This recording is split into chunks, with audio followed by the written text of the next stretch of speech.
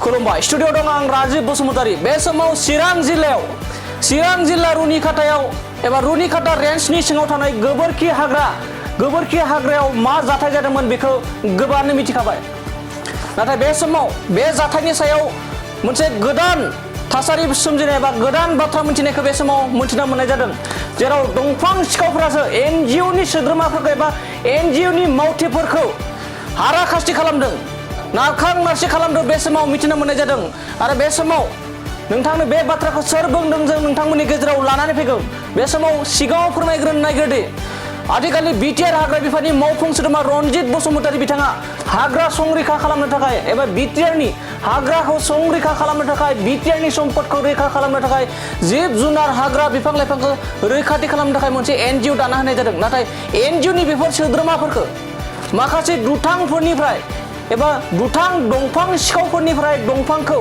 हमना लाबोनानै मावख'सिम लांनो थांनायावहा माखासे दंफां सिखावफोरा एनजिअनि सोद्रोमाफोरखौ नारखां नारसि खालामदों होनना बुंदों आरो बे बाथ्राखौ सोर बुंदोंमोन बेखौबो नोंथांमोननो जों फोरमायगोन बे बाथ्राखौ जों बुङाखै रुनिखाता ओनसोलनिनो सासे सोद्रोमाया बुंदों जे एनजिअनि सोद्रोमाफोरखौ दंफां सिखावफोरा नारखां नारसि खालामनाय जादों आरो बिथांमोनखौ लाबथानानै बाथ्रा दान्थे बिदान्थे खालामदों होननानै फोरमायनायखौ बे समाव नुना मोननाय जादों बे समाव बेफोर भिडिअखौ नोंथांमोना नुना मोनखाबाय गोबां सावरायलायनाय जादों आथिखालनि बिटिआरनि हाग्रा बिफाननि मावफुं सोद्रोमा रनजित बसुमतारी बिथांनि सायावहा गोबां दाय जाबसिनदोंमोन नाथाय आथिखालनि बिटिआरनि हाग्रा बिफाननि मावफुं सोद्रोमाया बिटिआरनि हाग्रा बिफां लाइफां जिब जुनारफोरखौ संरैखा खालामनो थाखाय मोनसे एनजिअ दाना होनाय जादों आरो बे एनजिअ गोबां बे समावहा एनजिअनि मावथिफोरखौ दंफां सिखावफोरा नंखाय फाव फानदों एनजिअनि मानसिफ्रा दंफां खावग्राफोरनिफ्रायसो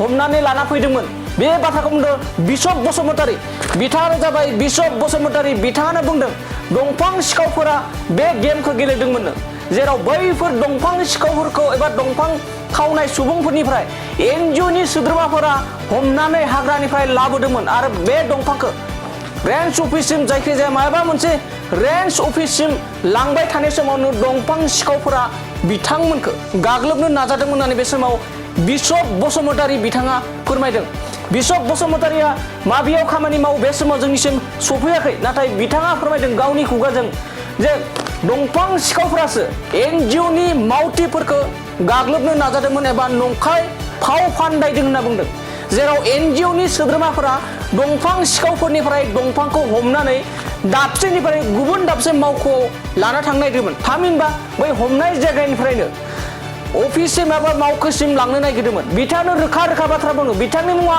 बिशप बसुमतारी बिथाङा माबे एनजिअ मावना मावा जों मिथिया नाथाय बिथाङा खौरांफोरनि गेजेरजों मोननाय जादों आरो ससियेल मिडियानि गेजेरजों बिथांनि बुंनाय नुदों बेबायदियाव नोंथांमोना ग्राफिकनि गेजेरजों नुना मोनदों बेबायदि जादोंमोन बै समाव रुनिखाता रेन्जनि सिङाव थानाय चिरां जिल्लानि रुनिखातानि रेन्जनि सिङाव थानाय गोबोरखि हाग्रानाय ओनसोलाव बे जाथाया जादोंमोन नारा नाथा जादों बेयाव गोबां मानसिफोर दङ आरो बिथांमोननि गेजेरावनो सोरबा दंफां सिखावबो दङ होननानै बिशप बसुमतारीया रोखा बाथ्रा बुंनायखौ बे समाव नुना मोननाय जादों बे बाथ्राखौ जों बुङाखै एनजिअनि मावथिफोरखौ नंखाय एलिगेसन लाबोदों होननानै बुंनाय बाथ्राखौ जों बुङाखै बिशप बसुमतारीया रोखा बाथ्रा बुंदों जे दंफां सिखावफ्रासो आथिखालनि बिटिआर हाग्रा बिफाननि मावफुं सोद्रोमा रनजित बसुमतारी बिथांखौ ब्लेकमेलिं खालामदों आरो बिथांखौ नाम सुदों जेराव आथिखालनि बिटिआर हाग्रा बिफाननि मावफुं सोद्रोमा रनजित बसुमतारी बिथाङा बिटिआरनि सम्पदखौ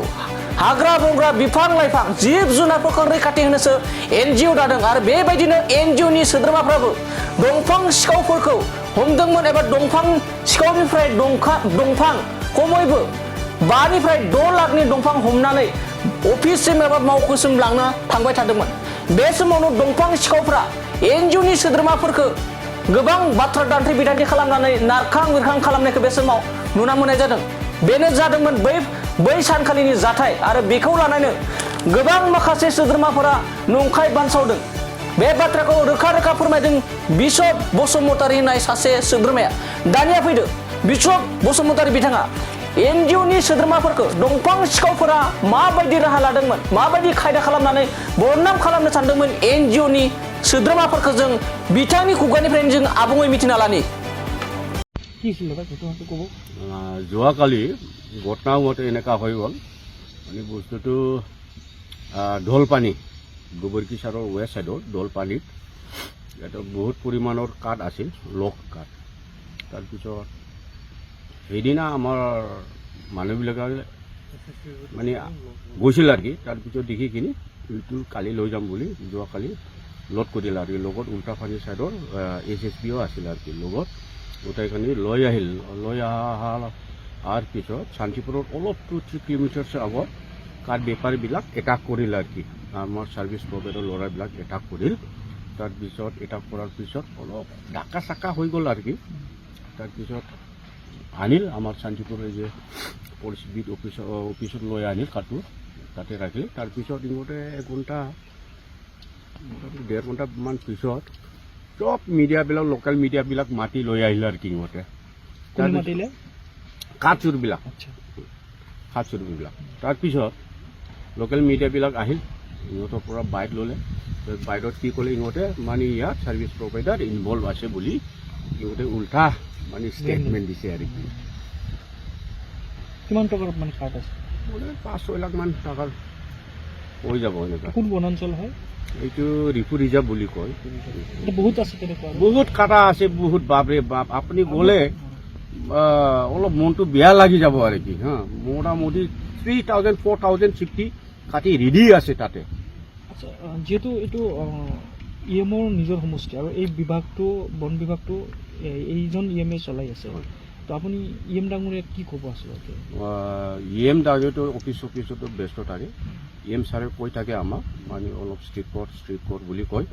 কিন্তু যেতিয়া 2 নম্বৰে গাড়ী কাঠ লৈ যাবলৈ ইহঁতে প্ৰচেছ কৰে, চেষ্টা কৰে, কিন্তু আমি ষ্ট্ৰিক্টলি একশ্যনটো লৈ আছোঁ আৰু কি। যোৱাকালিৰ আগত 2 দিনৰ আগত আমি 2টা টাটা মোবাইল চিজ কৰিলোঁ আৰু কি। মানুহ পাইছে নে নাই? মানুহ পোৱা নাই, মানুহটো নাপায় ভাই, একদম দেখাৰ লগে লগে পালাই মানুহবিলাক, ড্ৰাইভাৰ চাইভাৰবিলাক পালাই আৰু কি। আপোনালোকে যে এই মানুহবিলাক যিবিলাক জড়িত আছে সেই মানুহবিলাক ধৰাৰ ব্যৱস্থা কৰিব না নাই?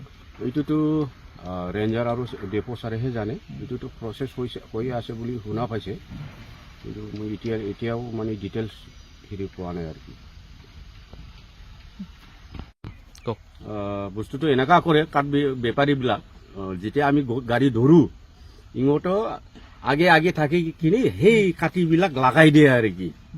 সেইবিলাক লগাই দিয়ে কাঠিবিলাক, মানে যাতে গাড়ীটো পামচাৰ হৈ কিনি অলপ কষ্ট দিয়ে আৰু কি ইহঁতে আৰু কি। সেইবিলাক লগাই দিয়ে আৰু কি, ৰাস্তাত পেলাই দিয়ে আৰু কি, ৰাস্তাত ৰাখি যায় আৰু কি। গাড়ী পামচাৰ আমাৰো পামচাৰ হৈ যাব, কাঠ লোডবিলাকো মানে পামচাৰ হৈ যাব। যেতিয়া আমি ধৰি কিনি লৈ আহিলে সেইবিলাক ৰাখে আৰু কি। আপোনালোকে পৰ্যাপ্ত মানে আচলতে চিকিউৰিটি পোৱা নাই, মানে যিমানখিনি ইমান মানে ফৰ্চ লাগিছিল, কিন্তু ইমান মানে হেৰি হোৱা নাই আৰু কি। চিকিউৰিটিটো অলপ কম হৈ গ'ল আৰু কি।